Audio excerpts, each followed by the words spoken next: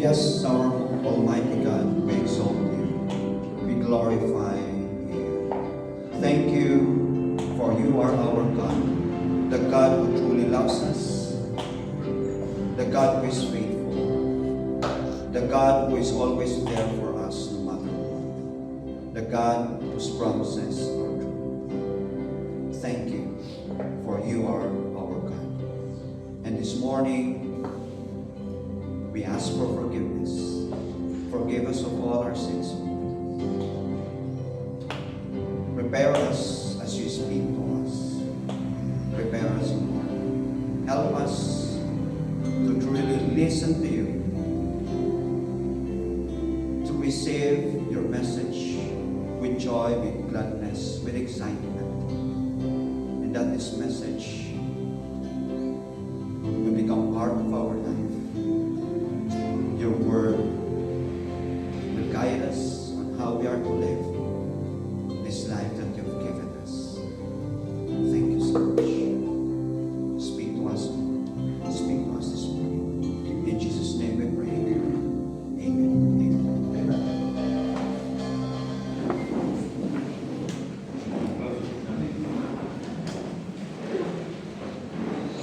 Magandang umaga po sa ating lahat.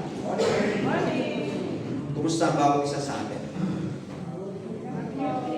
Mabuti ay salamat may sumunod. Kasi kanina, nung habang pinag-aaralan natin yung Psalm 85, ang tahimik ninyo.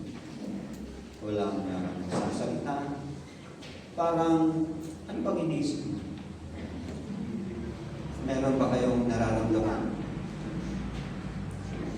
Meron bang mga challenges sa inyong buhay? May mga labanan ba kayo hinaharap? Yes. Kaya ang tahimik nyo na parang may mga questions pa kayo tungkol sa Diyos na kasama ko ba ang Diyos? Sinasamahan niya ba ako? Bakit ganito ang nangyayari sa akin? Di ko alam kung may mga trials kayo sa inyong buhay, may mga labanan, at kung may mga pumapasok sa inyong isipan na tinatanong niyo ang Diyos, andyan ka nga ba, Panginoon, kasama ba kita? Kasi yung mga Israelites, nung pagka-cross nila sa Red Sea, katapos nandun sila sa ilang, sa isang disyerto, nag-complain sila dahil nakita nila walang pagkain. Walang pagkain, nag-complain sila. Mas maganda pa sa Egypt, maraming pagkain doon.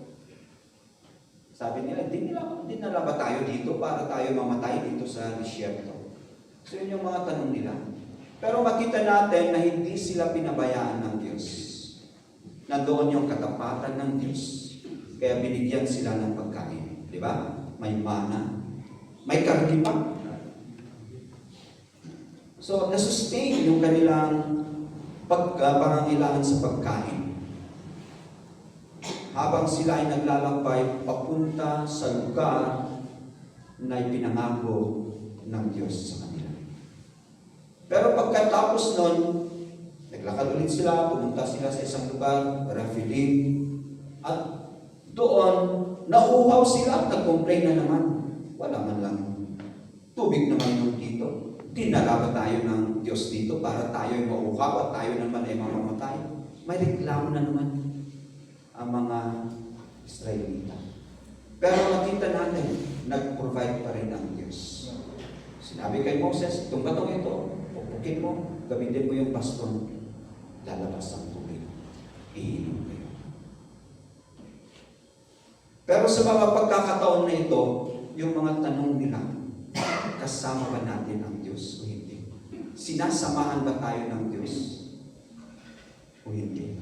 Para sa atin ba ang Diyos o hindi? May mga katanungan sila dahil nga sa mga nararanasan nila, yung sitwasyon na kanilang nararanasan. So kayo ba? Kung kayo ay nagugutom, kayo ay nauuhaw, kung may mga pangangailangan kayo at parang ang hirap-hirap naman na mag-provide, parang walang-wala. Tinatanong niyo ba, tama ba na ako isang Kristiyano na ang sabi ng Diyos ay hindi niya ako pababayaan? May mga pagkakataon ba kayo ay nagtanong, hindi. Salamat kung hindi. Di ba? Salamat kung hindi. Pero yung mga Israelita, kahit na nakita nila kung ano ang ginagawa ng Diyos sa kanila, at klaro na nandoon yung pangako ng Diyos sa kanila, may mga pagkakataon na sila ay nagreklamo. So tignan natin ang isang pangyayari sa Exodus 17. Isipin nyo, ang ating topic ay the God who is worthy to be served. Sa mga pagkakataon na tayo nahihirapan, ito ba ba ang ating declaration that we have a God who is worthy to be served?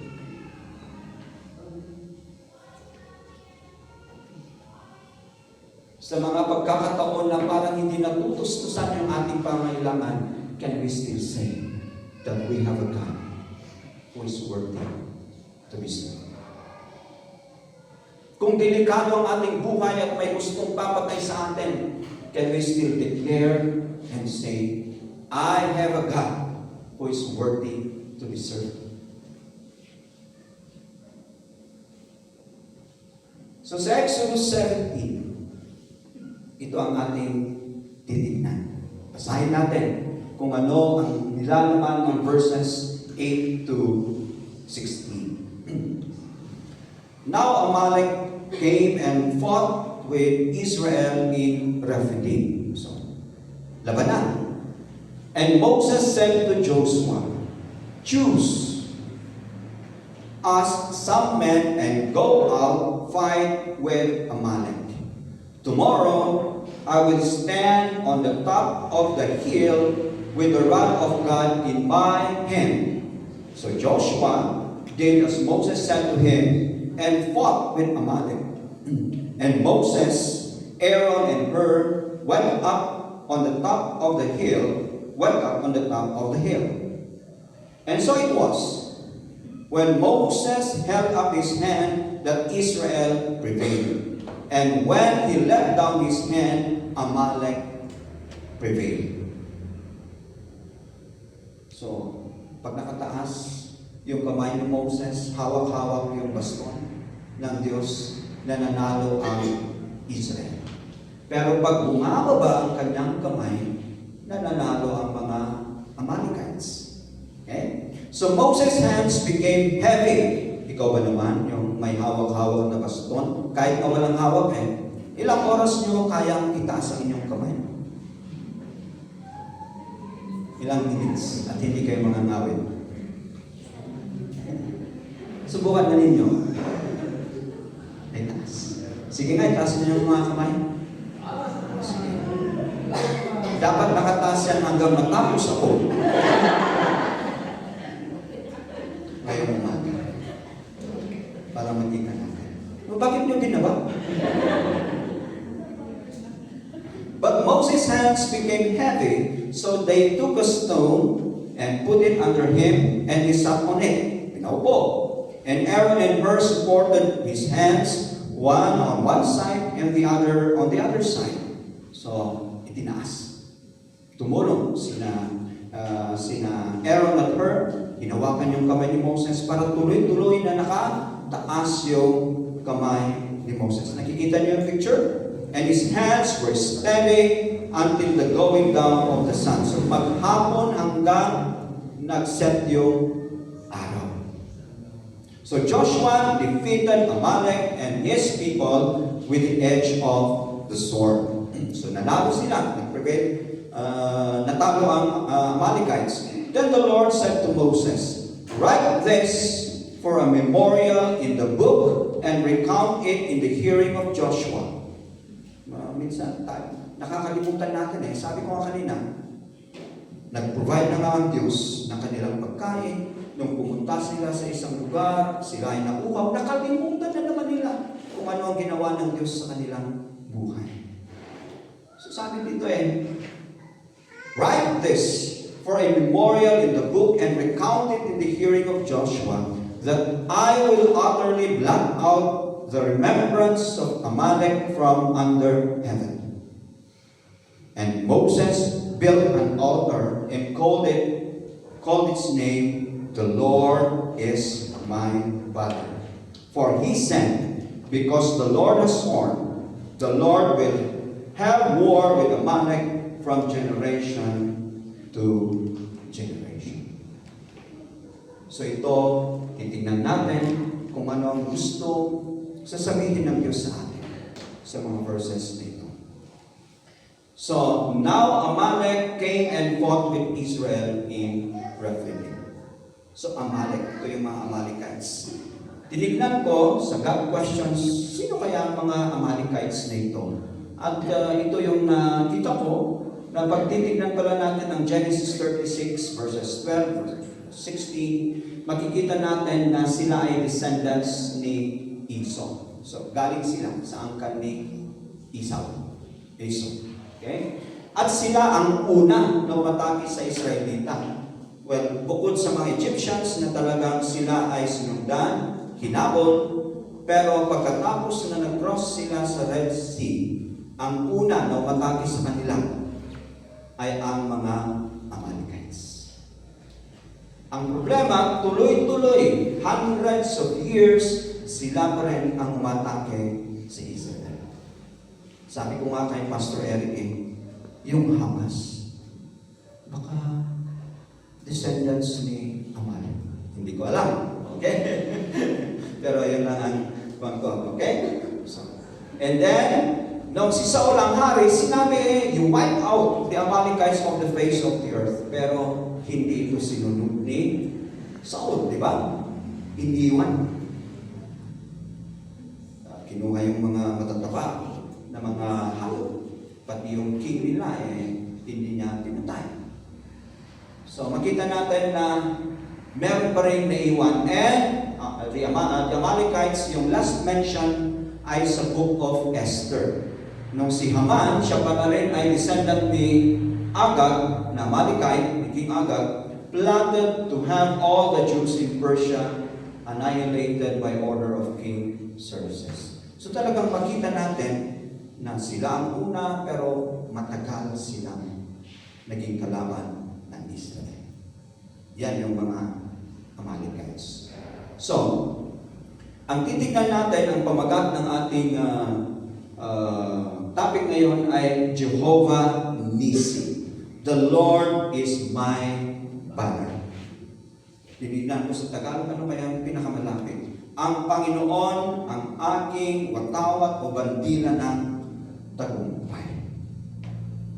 Ang Panginoon, ang bandila o ang watawat ng tagumpay. Jehovah Nissi. So, pagpunta tayo sa verse 15, ito kasi yung ginawa ni Moses pagkatapos ng labanan, natalo yung mga Amalekites. Moses built an altar and called its name, The Lord is my banner. So, Jehovah Nissi, yung Nissi pala na word came from the Hebrew word nes, which means banner. So, yun pa rin yung ibig sabihin niya. Banner. Alam niyo yung itsura ng Philippine flag? Alam niyo ba ang itsura? Kaya niyo i-drawing kahit hindi niyo tinitingnan? Kabisadong-kabisado niyo? Okay, salamat kung gano'n. Okay, so, noon kasi, pag may labanan, actually hanggang ngayon, kung may mga labanan, yung mga troops, yung mga sundalo ay may hawak-hawak na bandila. Di ba? Meron at meron yan. Pero noon kasi hindi pare-pareho ng cloth na yung flag na kagaya ng tinitignan natin, kundi may mga iba-ibang standards o emblem. So, in-insert-lan ko yung mga nandoon. So, every time na may pupunta sa labanan, ang army, may dala silang banner niyan. At yan pala ay symbol of unity of purpose. Parang rallying point nila na iisa yung kanilang objective sa pakikipaglaban. So habang nakataas yan, kasi yan ay dapat nakataas para kitang-kita. Di ba? So tinitignan nila yan. Habang andyan yan, tuloy ang laban. Nandoon kasi nakikita nila, nakafocus sila, nandiyan ba? Sige, tuloy. Buhay pa tayo. Marami pa tayong kasama. Pero kasi pag natumba na yan, sabi, ay, talo na. Di ba? Minsan gano'n.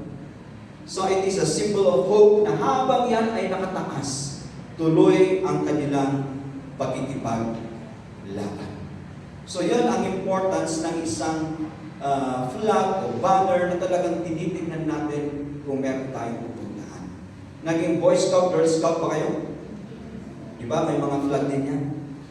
Yung mga patron natin, yung mga troops natin. At kung may mga contest, di ba? Ang saya na itinataas ang flag. Mga ganun. Okay.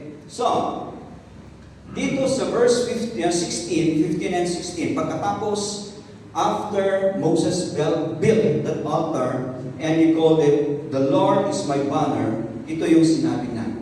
For he said, because the Lord has sworn, ano yung pangako ng Diyos? The Lord will have war with Amalek from generation to generation. Tinignan ko yung ibang version dito sa NLT, sabi, they have raised their fist against the Lord's throne, so now the Lord will be at war with Amalek from generation to generation.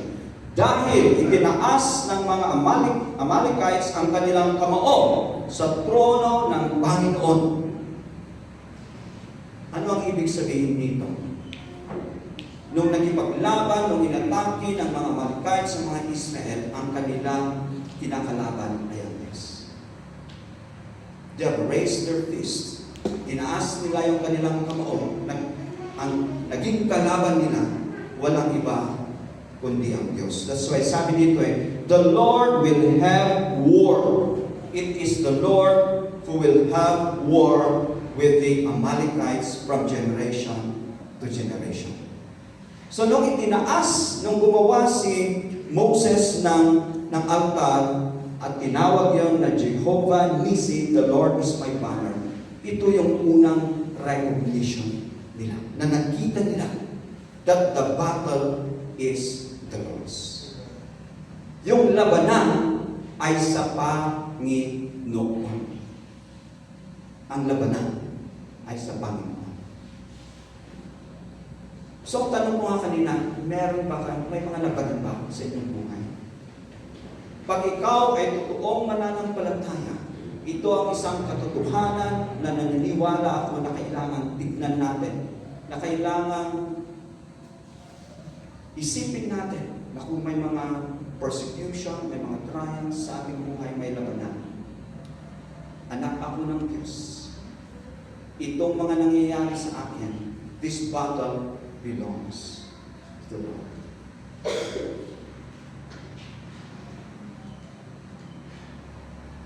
Nung kinalaban ni David si Goliath, ano ang mababasa natin at sinabi actually ni David kay Goliath? Sa 1 Samuel chapter 17, ito, nung hinarap niya si Goliath, ito ang sabi ni David. David said to the Philistine, kay Goliath, "You come to me with a sword, with a spear, and with a javelin. But I come to you in the name of the Lord of hosts." I come to you in the name of the Lord of hosts, the God of the armies of Israel. Tingnan mo, the God of the armies of Israel, whom you have defied. Sino ang kinakalaban ng mga Philistines? Israel ang tinitignan nila, pero ang totoo, sabi ni David, the God of the armies of Israel, whom you have defied. This day the Lord will deliver you into my hand, and I will strike you and take your head from you. This day I will give the carcasses to the camp of the Philistines, to the birds of the air, and the wild beasts of the earth, that all the earth may know that there is a God in Israel. Then all the assembly shall know, so ano malalaman nila? That the Lord does not say with sword and spear, for the battle is the Lord's, and He will give you into our hands. Si David, nakita nila yung katotohanan. Harapin niya si Goliath, pero alam niya na yung labanan na yan ay labanan ng Diyos, ng Panginoon. The battle is the Lord's. Are you facing a battle at present? Ito rin ang ating makikita sa 2 Chronicles chapter 20. So, nagtulong-tulong yung mga Ammonites, yung mga Moabites, yung mga nasa Mount Seir, yung mga Meunites, sabi ng mga ibang translations. Sila ay nag-usap-usap para magtulungan na atakihin ang Israel. So ano ang ginawa ni King Jehoshaphat? So, kinausap yung mga tao. Kinausap yung mga tao. At ito yung kanyang sinabi. Okay? So, then sila ay nag-pray. Talagang sabi nila ang dami nito, konti lang kami, wala kaming kakayahan dito. Hindi namin sila matatawag. At nag-pray sila. And then the Spirit of the Lord came upon Jahaziel, the son of Zechariah. At ano yung sinabi? Listen, all of you Judah, you inhabitants of Jerusalem, and you, King Jehoshaphat. So ito na naman, ang reminder ng Diyos, ang sinabi ng Diyos sa kanila. Do not be afraid nor dismayed because of this great multitude. Marami sila, pero huwag kayong matakot. For the battle is not yours, but God's. The battle is not yours, but God's. You will not need to fight in the battle. Wala kayong kailangan gawin. Hindi kayo talaga makikipaglaban. Position yourself, stand still. So, kalmado lang kayo. See the salvation of the Lord. At makita nyo kung ano ang gagawin ng Diyos. Who is with you, O Judah of Jerusalem. Who is with you. So, kasama nila. Do not fear or be dismayed. Tomorrow go up against them, for the Lord is with you. So, anong nangyari dito? Anong nangyari? Nagtulong-tulong yung mga Ammonites at Moabites at kinalaban at pinatay nila yung mga inhabitants ng Mount Seir. And then pagkatapos, sila naman ang naglaban-laban at nagpatay. Tignan mo, yung mga gusto umatake sa Israel, sila tuloy ang naglaban-laban. Yun ang ginawa ng Diyos. The Lord confused them until such time na sila tuloy ang naglaban-laban. The battle is not yours, but God's.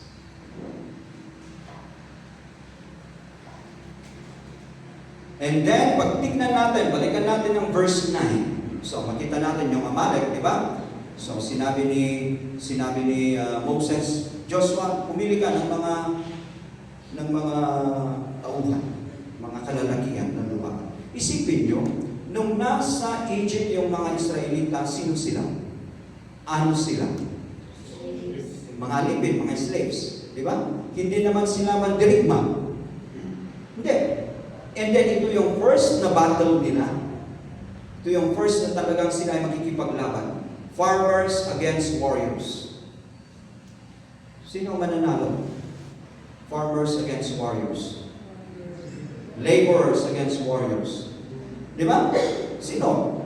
Pag-isipin natin, sino ang may mananalo doon? Ikaw, kalabanin mo si Pacquiao. Mananalo ka ba? Di ba? Makita natin. Pero ito, ang sinabi ni Moses, choose some men, go out fight with Amalek. Tomorrow, I will stand on top of the hill. Tingnan nyo, on top of the hill, para makita si Moses doon na nakatayo. Pero ano ang gagawin ni Moses? Itataas niya yung kanyang kamay. With the rod of God in my hand. With the rod of God in my hand. Para makita nila. Ano ang symbolism ng rod of God? Symbolizes God's authority and power. Yung otoridad at yung kapangyarihan ng Diyos. So dito na naman, nakita ni Moses ang isang katotohanan. Kaya nga siya nag-build ng altar at tinawag yun na the Lord is my battle. The fight is the Lord's. Yung labanan, yung una, the battle is the Lord's, di ba? Yung labanan sa Panginoon niya. Ang pagkikipaglaban ay sa Diyos. Kagaya ng nung inatake ng Hamas ang Israel. Kaninong laban niya? Israel at Hamas. Di ba? Pero hindi lahat ng mga Israelita ay nakipaglaban. Hindi actually lahat. May mga iba rin na hindi talaga nakipaglaban.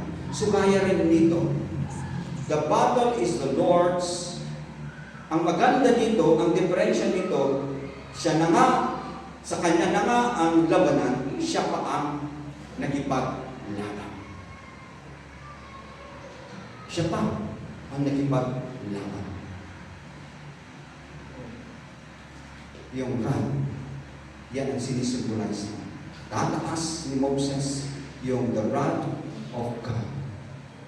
At sinasabi dito, hindi nyo kayang talunin o kalabanin ang mga Amalekites kung hindi ko kayo sasamahan, kung if not because of my power, if not because of the authority that I am given.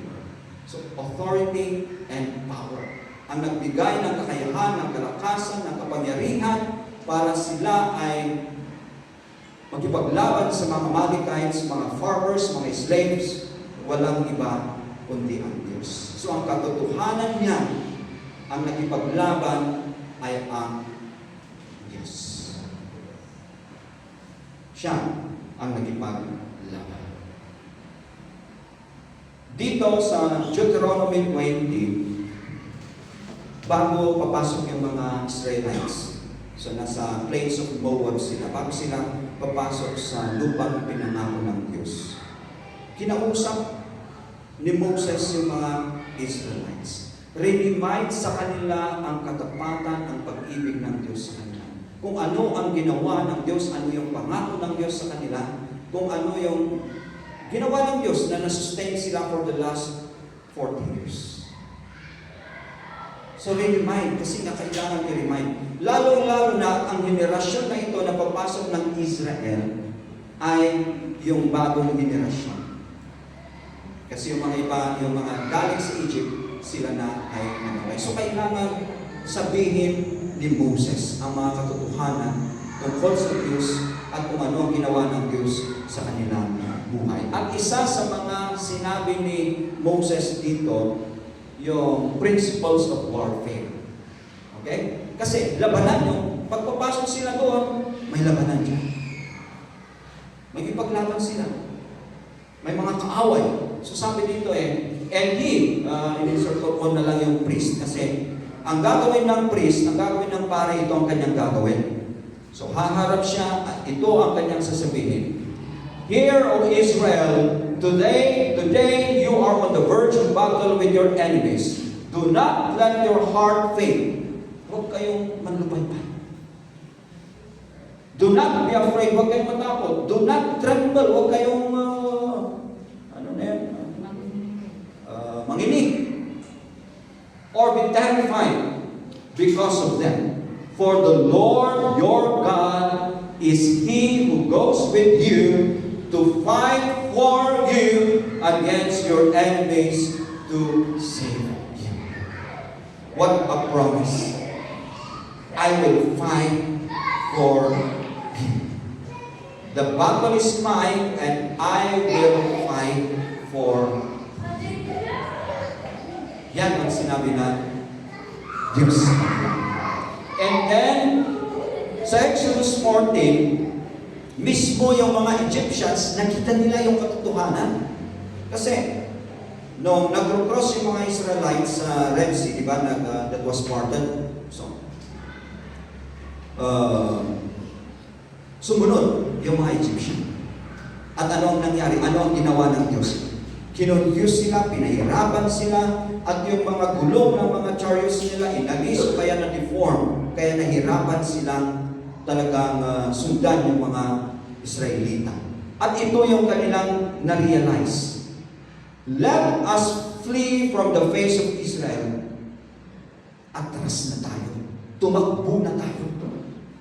Wala tayong magagawa dito. For the Lord fights for them against the Egyptians. Sila mismo, na-recognize nila na ang Diyos ang kanilang kalaban. Takbo na tayo. Ang Diyos ang lalaban. Laban sa atin. Yun ang sabi ng mga Egyptian.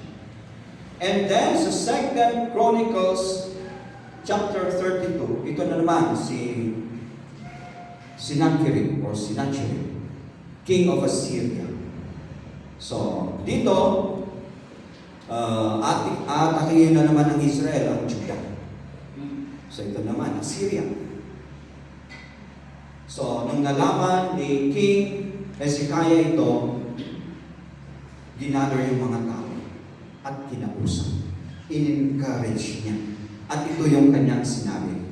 Be strong and courageous. Do not be afraid or dismayed before the king of Assyria. So ito palagi yung parang paulit-ulit. Huwag kayong matakot. Do not be afraid. Do not be dismayed. Palaging yon ang talagang encouragement. Kasi yon ang pangako ng Diyos. Nor before all the multitude that is with him. For there are more of us than with him. Mas marami tayo. Mas malakas tayo. With him is an arm of flesh. Yung sa kanya, mga tao lang yan. Na mga sundalo. Mga taong sundalo lang yan. Yun ang sabi ni Hezekiah. But with us is the Lord our God to help us and to fight our battles. And the people were strengthened by the words of Hezekiah. So ito na naman yung pangako ng Diyos. I will fight for you. Do not be afraid. Do not be dismayed. May labanan sa inyong buhay. Ang labanan ay sa Diyos. At sino ang makikipaglaban? Ang Diyos. Ano ang gagawin natin? Kagaya ng banner na yan, focus lang tayo sa Kanya. Tingnan lang natin ang Diyos. And then sa verse 11, so alam natin yung nangyari dito. When Moses held up his hand, Israel prevailed. Nung binaba, Amalek prevailed. So Joshua defeated Amalek and his people with the edge of the sword. Tapos na yung ano. The victory is the Lord's. Ito na naman ang na-realize, nakita ni Moses. That's why he built an altar and called the place the banner of the Lord. The battle is the Lord's. The fight is the Lord's. The victory is the Lord's. Kaya hindi pa pala tayo dapat ipagmayaman. Huwag nating sabihin na naro ako dahil sa ating sariling kakayanan. Tinalo sila. If you believe in these principles na talagang sinasabi ng Diyos sa atin ngayon, that the battle is mine, the fight is mine, then the victory is also His. Sa Kanya rin ang victory at hindi sa Kanya. So pag itutuloy natin na basahin ano nangyari sa King of Assyria. So dahil ang dami nila, nagpadala ang Diyos ng anghel at pinatay lahat.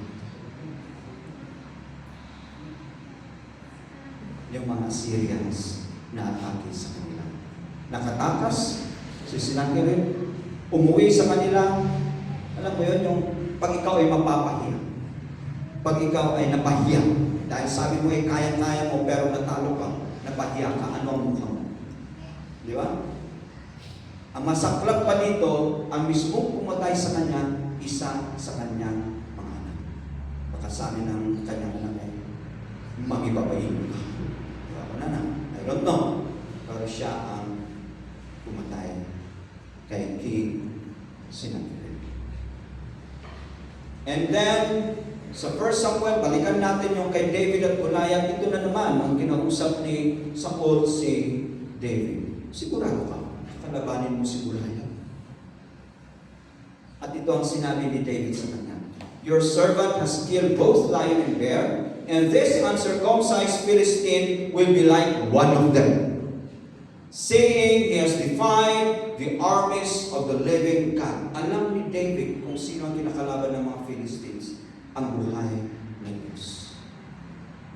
That's why he said, nung nasa harapan ni David, the battle is the Lord's. At ito rin ang sinabi niya kay Saul, the Lord who delivered me from the paw of the lion and the bear, He will deliver me from the hand of this Philistine. Victory is the Lord's. The battle belongs to Him. He will fight for us. And it is but proper that we have to recognize that the victory still belongs to Him. So pag titignan natin ang mga ito, yung mga labanan against the Egyptian, the Amalekites, the Ammonites, the Moabites, the inhabitants of Mount Seir, Goliath, the Philistines, the Assyrians, sa mga example po na tinignan natin. Sabi ko i-classify ko ito na physical battles. Physical battles. Pero may isang importante pa na labanan na kailangang harapin ng bawat isa sa atin. The battle against sin and death. Kasalanan at kamatayan. Naamin niyo ba na may labanan?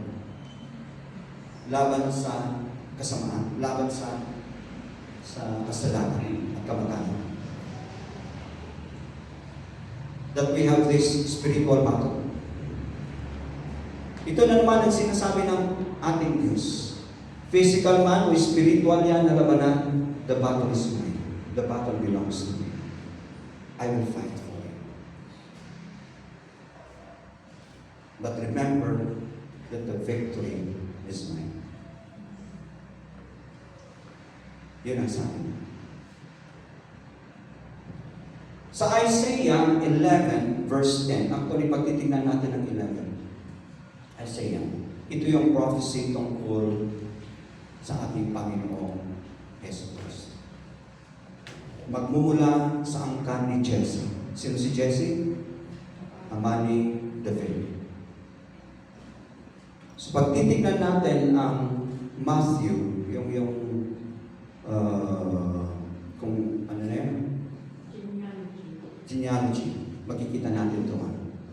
Kung kanino nanggaling ang ating Panginoong Jesus. So pag yun ang ating nabasahan ito. And in that day, there shall be a root of Jesse, who shall stand as a banner to the people. Siya ang tatayo bilang watawat bandera. Walang ibang tinutukoy dito kundi ang ating Panginoong Jesus. Kaya nga ang sinabi doon ay pagbandera, titignan natin. Look unto Jesus, the author and finisher of our faith. Sa Kanya tayo dapat nakatingin. He is the banner na sinabi dito. At paano natin masasabi na ang labanan, laban sa kasalanan at sa kamatayan ay labanan ng Diyos. That the battle is the Lord's. That the fight is His and the victory is His. Paano natin nasasabi yun? Pagbasahin natin, ito lang, sa 1 Corinthians chapter 15, makikita natin doon yung good news, yung gospel, yung ginawa ng ating Panginoong Jesus. That He died for our sins. Crucified on the cross, died for our sins. He was buried, but on the third day, He was raised. Siya ay nabuhay.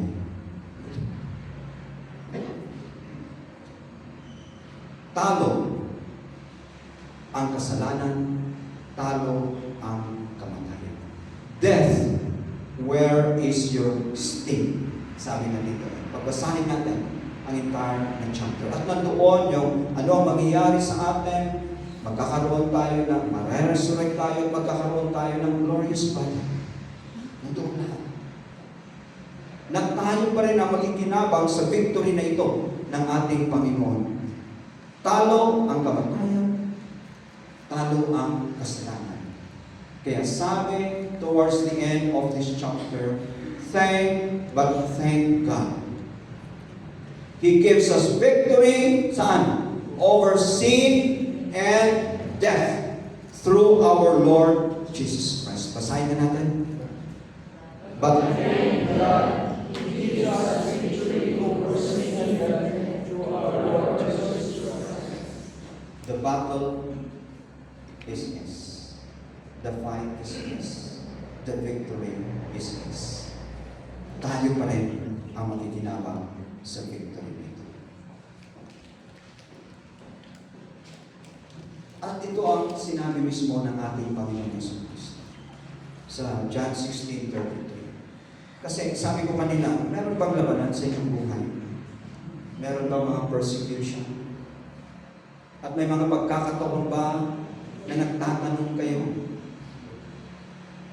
Ito ang sinabi niya.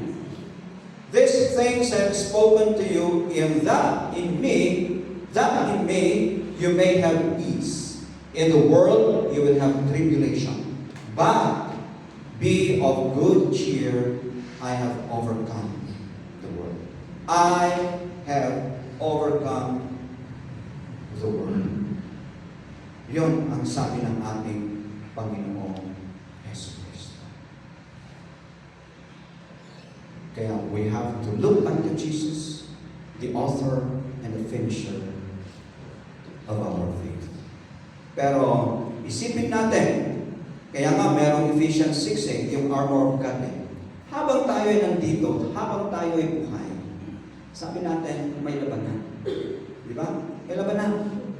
Labanan niya. Alam natin, talo na ang kalaban.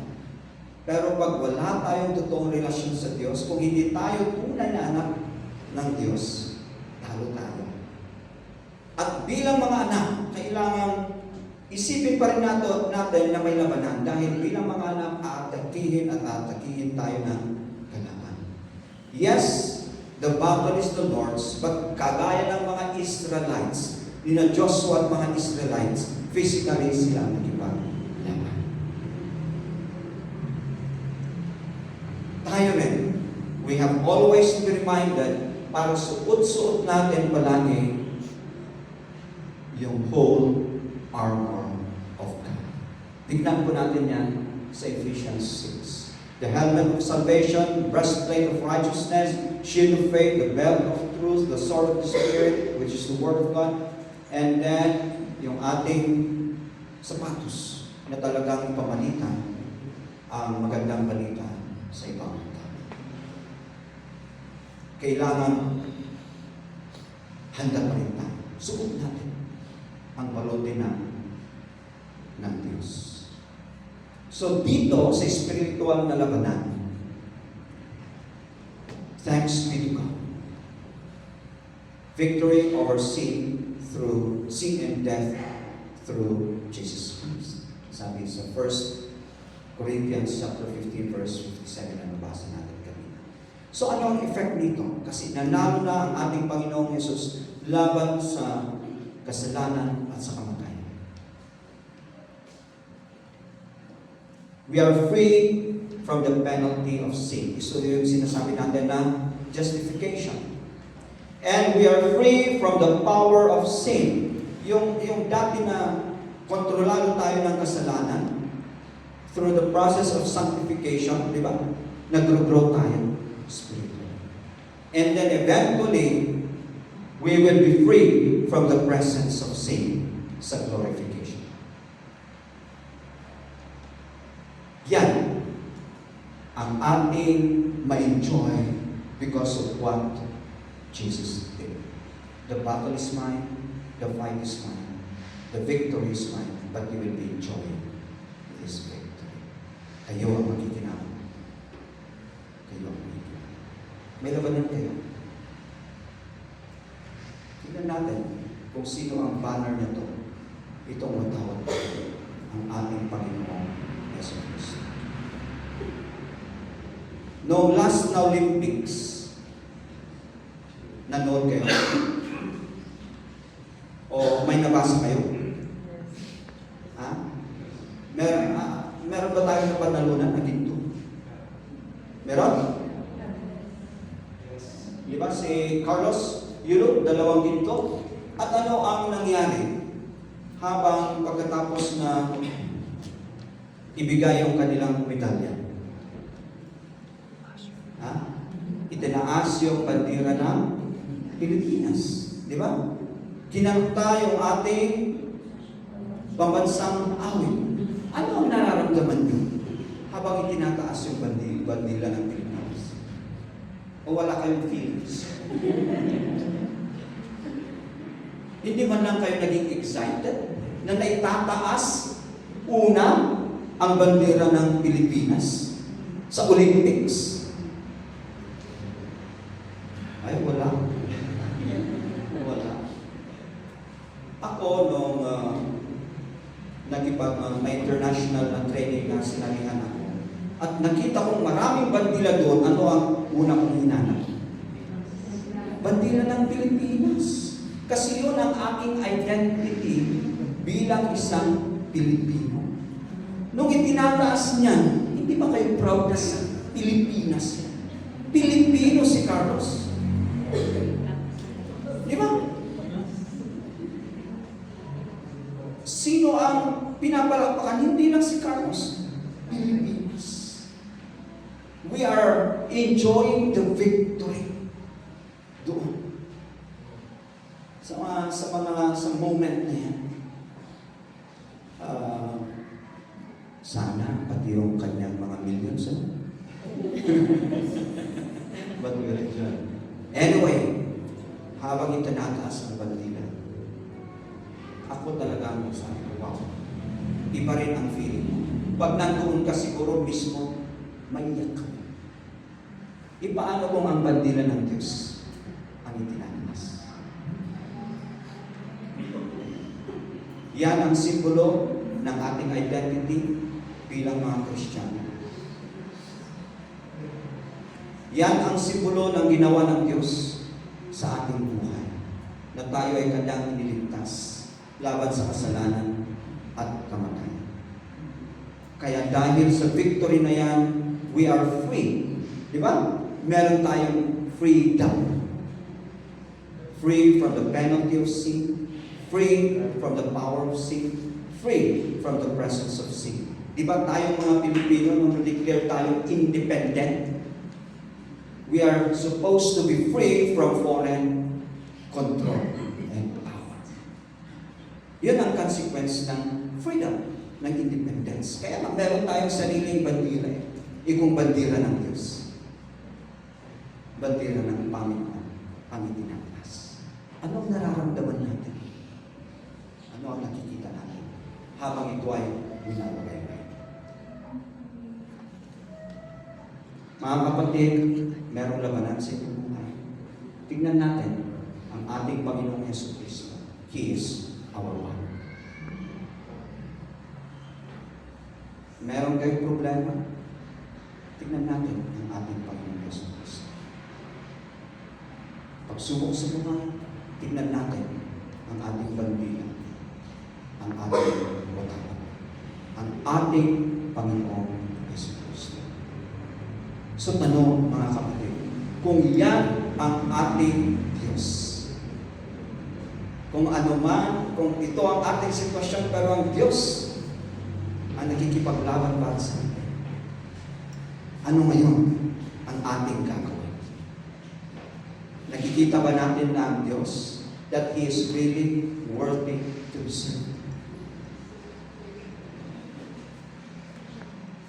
Sa ginawa ng Diyos sa bawat isa sa atin,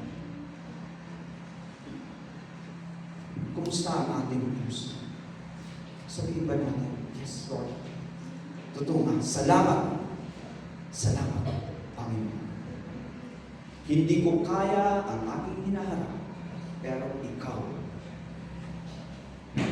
Inako mo yung labanang ito, Ikaw ang nakipaglaban at panalo ka. Kailangan magsilbi ako sa iyo. Yun ba yung pumapasok sa ating puso kasi? Is siya God working to be served? Paulit-ulit nating sinasabi yan, ito yung ating topic.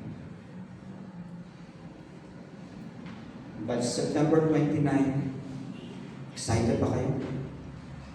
Na aapak sa mga steps na yan.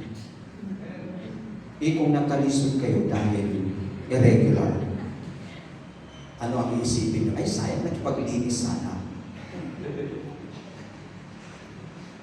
Hindi, pero gagamitin natin yan. Gagamitin natin itong building. And we will be saying, thank you, Lord. Indeed, you are a God who is worthy to be served. Meron akong confession. Last September 12, Thursday, na celebrate namin ni Yuli ang aming wedding anniversary. 32 years. Maraming labanan. Maraming labanan. For 32 years, ay, hindi pa kami kasal. Maraming labanan. Nung kami ay kinasal, nagsama, maraming labanan. Marami kaming hindi pinagkaintindihan. Marami kaming tampuhan.